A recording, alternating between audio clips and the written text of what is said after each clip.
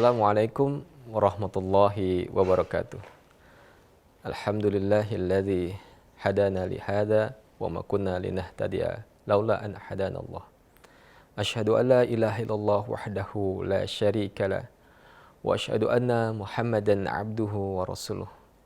Allahumma salli wa sallim wa barik ala nabiyyina Muhammad wa ala alihi wa ashabihi wa man tabi'ahum bi ihsanin ila yaumiddin, amma ba'd.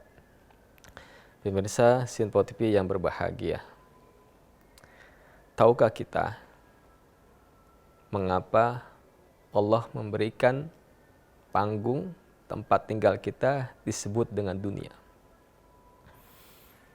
Bahasa Arab memiliki banyak arti dan makna. Seperti contoh, safar. Mengapa disebut safar? Karena safar itu adalah sesuatu yang nampak dan jelas. Pernah suatu ketika Umar bin Khattab diadukan, ada yang bertanya seorang kepada Umar, "Wahai Umar, sesungguhnya fulan ini begini, begini, begini." Apa kata Umar? "Hal safarta ma'hum." Pernah safar enggak antum sama dia? Kalau enggak, kadzabta, engkau berbohong. Jadi safar artinya nampak dan jelas. Contoh lain dari bahasa Arab adalah dinar.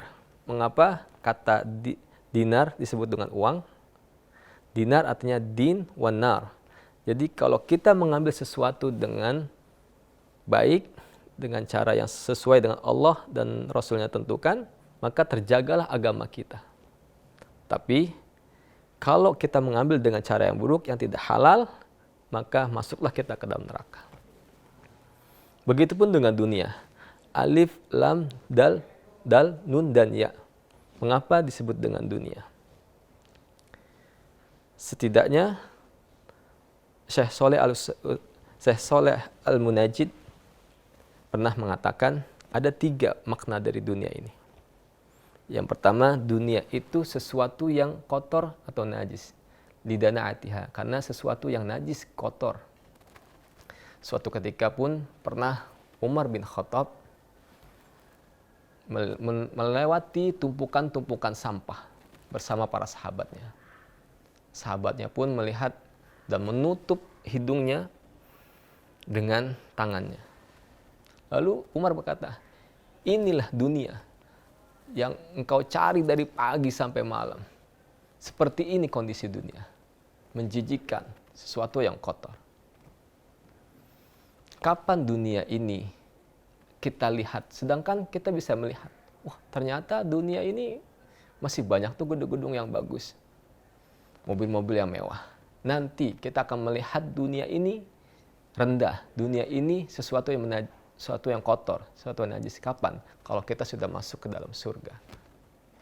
Lalu yang kedua, Syekh Shaleh Al-Munajjid mengatakan dunia diambil dari kata dana'ah, sesuatu yang rendah. Sesuatu yang rendah. Sedangkan kita bisa mengetahui dunia begitu dengan gemerlapannya. Dan dunia rendah tidak pernah akan menjanjikan suatu keindahan. Sebagai contoh, ketika kita berada di lantai dasar, kita hanya bisa melihat mungkin tempat parkiran. Sesuatu yang dasar. Akan tapi berbeda ketika kita berada di lantai 30 atau 40. Sesuatu tampak dengan jelas indah dari atas. Karena kerendahan tidak pernah menjanjikan sebuah keindahan. Akan tetapi banyak manusia menuju ke puncak, menuju ke atas untuk menikmati sebuah keindahan. Lalu yang ketiga, dunia diambil dari kata sarapan, sesuatu yang pendek, sesuatu yang cepat. Sebagai contoh, mungkin kita bisa melihat dulu kita waktu masih SMP, ternyata sekarang anak kita sudah sekolah. Dulu kita masih bermain, sekarang kita bisa melihat betapa cepatnya waktu itu berlalu. Maka oleh karena itu, jika kita tidak memahami konsep arti dunia, maka kita bisa tertipu, maka kita bisa lalai bahkan kita bisa merugi. Kenapa? Karena kita tidak mengerti manusia, tidak mengerti tentang manusia, tidak mengerti tentang dunia.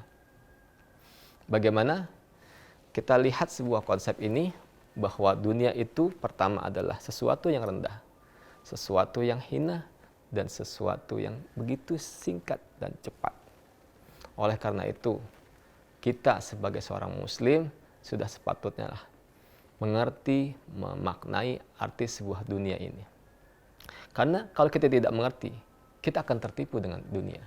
Sebagai contoh, kalau kita ingin berbisnis mobil, kita harus mengetahui seluk-beluk mobil itu. Dari interior, eksteriornya, mesinnya, pembuatannya, sampai roda-roda kakinya. Kenapa? Kalau kita tidak mengerti tentang bisnis mobil saja, kita bisa merugi, bahkan gulung tikar. Seperti halnya kita bisa berbisnis dengan hal-hal yang lain. Jangan sampai kita merugi. Begitulah hakikat dunia. Allah telah memberikan arti kata dunia itu sendiri. Semoga kita bisa mengambil pelajarannya. Wallahu a'lam bishawab. Wassallallahu ala nabiyyina Muhammad wa ala alihi wa sahbihi wasallam. Walhamdulillahi rabbil alamin. Wassalamualaikum warahmatullahi wabarakatuh.